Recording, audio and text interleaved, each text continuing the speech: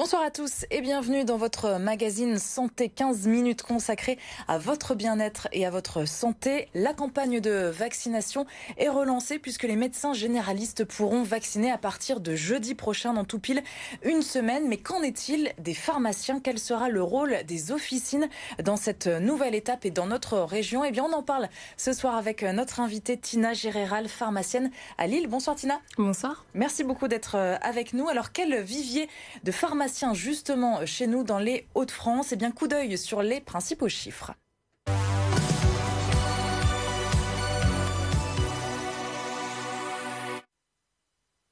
On compte un petit peu plus de 4500 inscrits à l'ordre des pharmaciens au 1er janvier 2020 dans le Nord et le Pas-de-Calais, près de 2000 officines dans la région. Et c'est une profession féminine, 68% de femmes contre 32% d'hommes. On rebondit donc sur cette campagne de vaccination, je le disais à l'instant, les médecins généralistes pourront vacciner à partir de jeudi prochain. Forcément, ça va s'organiser au niveau logistique, entre guillemets, avec vous, les pharmaciens de la région. Comment ça va se goupiller tout ça? Vous avez déjà une idée puisque ça arrive très prochainement? Oui, ça a déjà commencé. Les médecins ont été amenés à se rapprocher de leur pharmacie référente pour réserver des flacons de doses de vaccins. C'est le vaccin AstraZeneca qui est concerné par la vaccination en ville. Donc les médecins se sont manifestés, ont prévu un calendrier de vaccination avec leurs patients et ont réservé leurs flacons. Ils ont un flacon par semaine, donc 10 doses par semaine.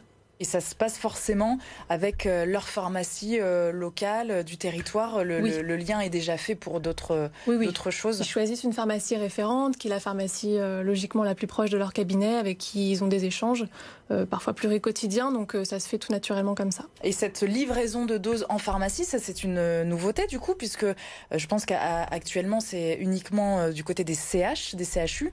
Ça c'est une nouveauté aussi pour vous, du coup, cette gestion de doses? La gestion des doses de vaccination contre la Covid, non, parce qu'on avait déjà, pour certains, reçu des doses qu'on avait livrées aux EHPAD pour la vaccination qui concernait le vaccin Pfizer notamment. Après, la gestion de la réception des vaccins en pharmacie, c'est pas une problématique pour nous. On reçoit tous les jours des produits froids, on les conserve. On a des enceintes réfrigérées pour le faire, qui sont normées, qui sont sécurisées, avec une sonde qui contrôle la température. Donc c'est tout à fait habituel pour nous. Y compris le fameux vaccin Pfizer qui a des modalités de conservation très très particulières. Oui, c'est vrai que le vaccin Pfizer se conserve à moins 80 degrés, mais on peut après nous le conserver dans nos enceintes pendant 5 jours, dans des températures qui sont habituelles. Donc le pharmacien pourrait tout à fait recevoir aussi le vaccin Pfizer sans problème et réaliser ses injections en pharmacie. Et pour les autres, du coup, Moderna, AstraZeneca, c'est un peu plus simple pour vous? Alors, AstraZeneca, en effet, la chaîne du froid, elle est très simple, elle est habituelle, donc on le reçoit, on le conserve dans nos enceintes, et puis après, on l'injecte au patient.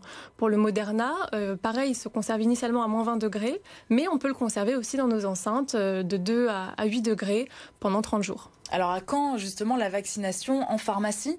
Vous avez une idée de date? Alors on attend depuis que la Haute Autorité de Santé a recommandé la vaccination en pharmacie début février. On attend les consignes du ministère, donc ça a commencé par les médecins. Malheureusement, c'est vrai qu'on constate, parce que les médecins devaient se manifester jusqu'hier soir pour réserver leurs flacons, on constate qu'ils n'ont été que 25% à le faire, parmi les médecins généralistes de France. Donc ça va représenter environ 22 000 médecins. Si on compte en doses, moi je compte environ 220 000 injections en une semaine. Si on se concentrait aussi sur le réseau pharmaceutique, on pourrait aller plus vite. On pourrait vacciner jusqu'à 400 000 personnes par jour. C'est ce qu'on a fait contre la grippe à la rentrée, au mois d'octobre. Donc c'est vrai que c'est une force qu'on n'utilise pas. Nous, on est prêts à le faire, on est formés à le faire. Et puis c'est surtout une demande des patients. Parce que là, vous dites 25% de médecins seulement. Seulement, c'est peu. Comment on l'explique ça? Écoutez, il faut qu'ils se portent volontaires. Donc déjà, c'est un acte, c'est une nouvelle consultation pour eux, c'est une surveillance aussi des patients. Il faut s'organiser, il faut avoir 10 patients, idéalement pour vacciner les 10 patients dès qu'on a le flacon, parce qu'il faut avoir aussi l'enceinte qui permet de le conserver en cabinet. Et puis, le nombre de médecins aussi disponibles ne l'était pas. Et il y a beaucoup de pharmaciens qui regrettent d'avoir aucun médecin qui est réservé de doses. Ah oui, dans leur pharmacie, parfois on est à zéro. Parfois on est à zéro et c'est pas rare. Et ça, c'est frustrant pour vous, pharmaciens. Du coup, on sent une certaine impatience de rentrer dans la danse, entre guillemets. Bien sûr, parce que nous, on vaccine contre la grippe exclusivement. Donc la saison, elle est en train de se terminer. On est prêt, on est formé. On a les enceintes, les cabinets de confidentialité pour vacciner.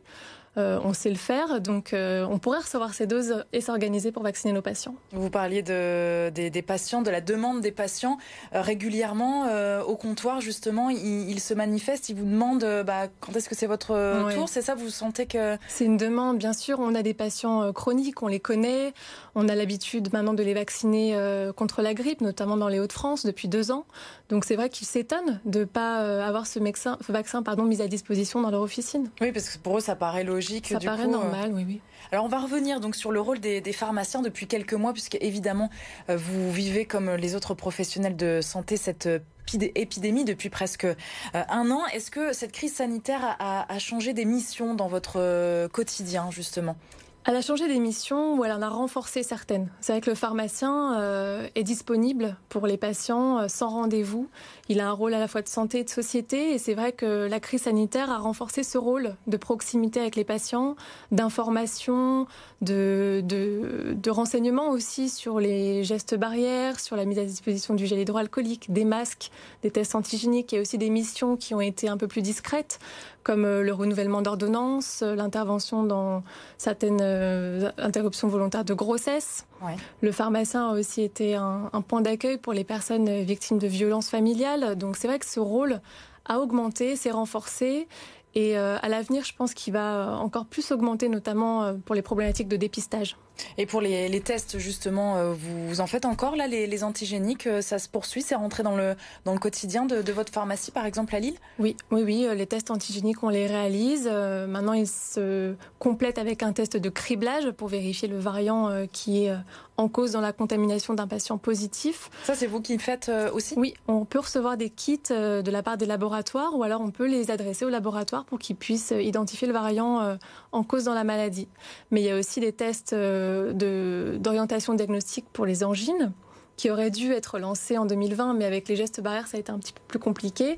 N'empêche que ce sont des tests qui seront utiles pour désengorger les cabinets médicaux, les urgences, et puis pour mieux orienter les patients. Une angine virale ne mérite pas une consultation, elle peut être tout à fait prise en charge en pharmacie avec des médicaments conseils. Je reviens sur la pénurie de masques à l'époque, au printemps dernier.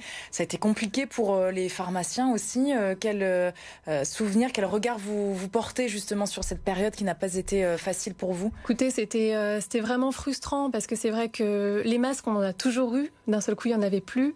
On devait protéger aussi nos patients, les plus fragiles, et puis nos équipes. C'est vrai que pendant longtemps, on a regretté que nos préparateurs en pharmacie n'aient pas le droit à cette dotation de masques. Donc même nous, on devait se protéger et on ne pouvait pas le faire. Donc c'était vraiment une frustration. On a été soulagés quand, pendant le premier déconfinement en mai, on a pu enfin en mettre à disposition, mais ça reste un souvenir assez navrant. Tina, vous restez avec nous. On passe tout de suite aux questions de nos téléspectateurs.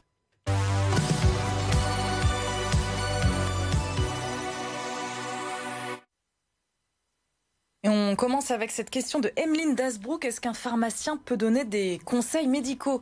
Ça rappelle un petit peu ce que vous disiez il y a quelques secondes, parce que vos patients, justement, vous demandent beaucoup. Est-ce que c'est le cas ? Oui, le pharmacien travaille en concertation avec le médecin, donc il peut donner des conseils associés à la prescription médicale. Il peut aussi donner des conseils médicaux dans le cadre de la prévention ou de maladies qui ne nécessitent pas une consultation médicale.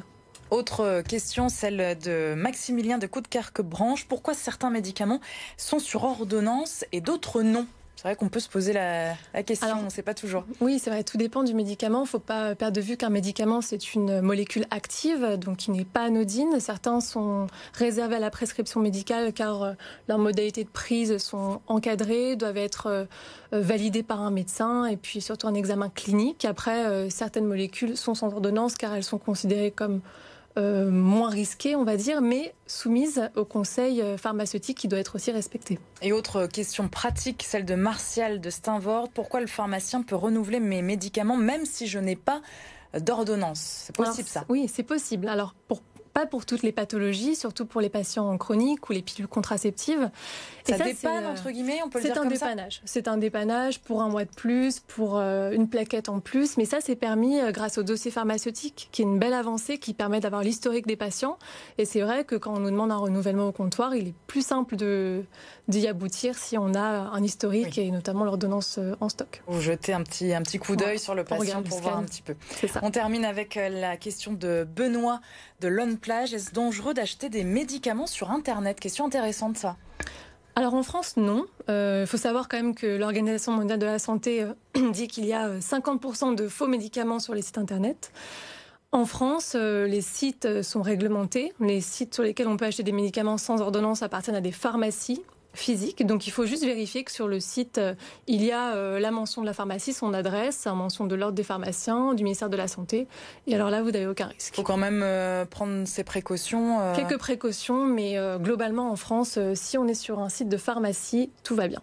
Très bien, c'est noté. Merci beaucoup Tina Géréral, pharmacienne à Lille, donc pour cet éclairage complet. Donc les pharmaciens qui devraient vacciner dans les prochaines semaines, c'est ce qu'on veut vous espérer. On se retrouve bien sûr demain, vendredi, pour votre magazine Top Sortie. Et demain, notre invité Philippe Olvout, peintre lillois qui expose à la Sécu un espace culturel à Lille-Fives. Nous reviendrons sur ses œuvres et sur cette période donc de crise sanitaire qu'il vit. Évidemment, on prendra un petit peu le large en parlant art, donc demain avec Philippe Olvout.